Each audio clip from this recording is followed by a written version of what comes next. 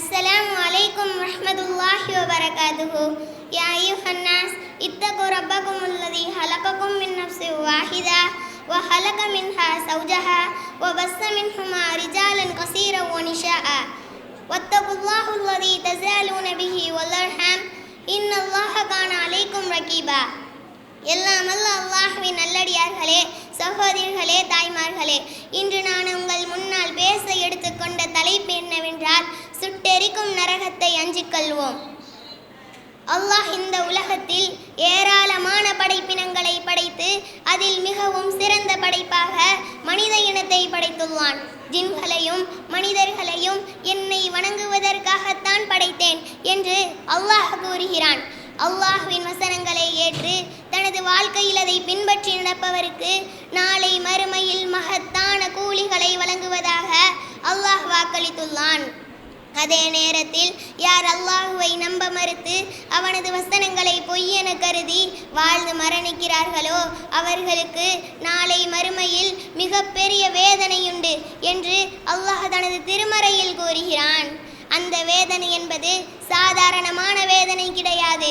அல்லாஹ் தன்னை மறுப்போருக்கு நரகம் என்று சொல்லக்கூடிய மாபெரும் வேதனையை தயார் செய்து வைத்துள்ளான். இந்த நரகத்தை பற்றி அல்லாஹ் குர்ஆனில் பல இடங்களில் எச்சரித்துள்ளான். நபி ஸல்லல்லாஹு அலைஹி வஸல்லம் அவர்கள் கூறினார்கள், இந்த உலகத்தில் மனிதர்கள் பார்க்கின்ற நெருப்புதான் நாளை மறுமையில் பாவிகளை தண்டிக்கின்ற ஆயுதம் என்று கூறினார்கள். சுட்டெரிக்கும் வெயிலின் வெப்பத்தை கூட நம்மால் தாங்க முடியவில்லை. ஆனால் மறுமையில் நரகவாசிகளுக்காக தயார் செய்யப்பட்டுள்ள நெருப்பில் 70 மடங்கில் ஒரு மடங்கை தான் இன்று நாம் பார்க்கிறோம் என்று நபி ஸல்லல்லாஹு அலைஹி வஸல்லம் அவர்கள் கூறினார்கள். அல்லாஹ் குர்ஆனில் 78வது அத்தியாயத்தில் 25வது வசனத்தில் கூறுகிறான், இல்லா ஹமீமு வ கஸ்ஸாகா. மறுமையில் நரகவாசிகள் தாகத்தால் தண்ணீர் கேட்பார்கள். அப்போது அவர்களுக்கு சீலையும் சலத்தையும் தான் கொடுப்பான். கொதிக்கும் நீரை பானமாக கொடுப்பான்.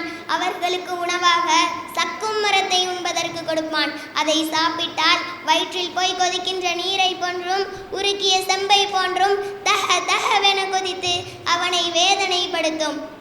நரகவாசிகள் நரகத்தில் வீசப்பட்டவுடன் அவர்களுடைய தோள்கள் எல்லாம் கருகிவிடும். பின்னர் மறுபடியும் அவர்களுக்கு புது தோள்கள் வழங்கப்படும் என்று அல்லாஹ் குர்ஆனில் 41வது அத்தியாயத்தில் கூறுகிறான்.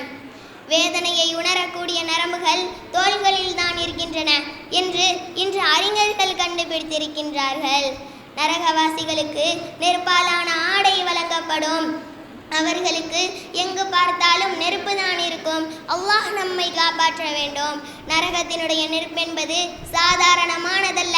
அப்படிப்பட்ட நெருப்பு தணியும் போது மீண்டும் திரும்ப எரிய வைப்பான். நரகவாசிகள் கவலைப்பட்டு அங்கிருந்து வெளியேற நினைக்கும் போதெல்லாம் மீண்டும் அவர்கள் தள்ளப்படுவார்கள். சுட்டெரிக்கும் வேதனையை சுவையுங்கள் என்று சொல்லப்படும்.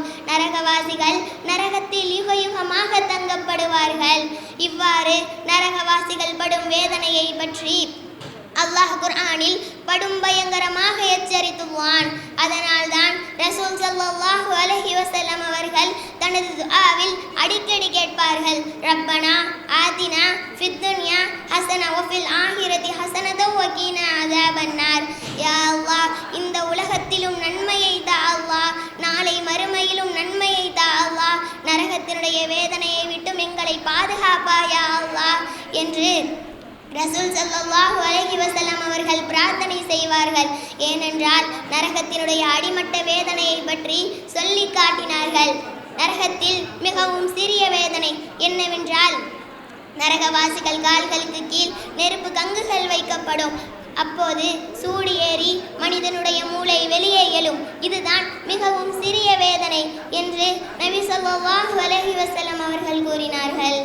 அல்லாஹ் சொல்கிறான், ஈமான் கொண்டவர்களே, உங்களையும் உங்கள் குடும்பத்தார்களையும் நரக நெருப்பிலிருந்து பாதுகாத்துக் கொள்ளுங்கள் என்று சொல்கிறான். அப்படிப்பட்ட அந்த நரகத்திலிருந்து அல்லாஹ் நம்மை காப்பாற்ற வேண்டும்.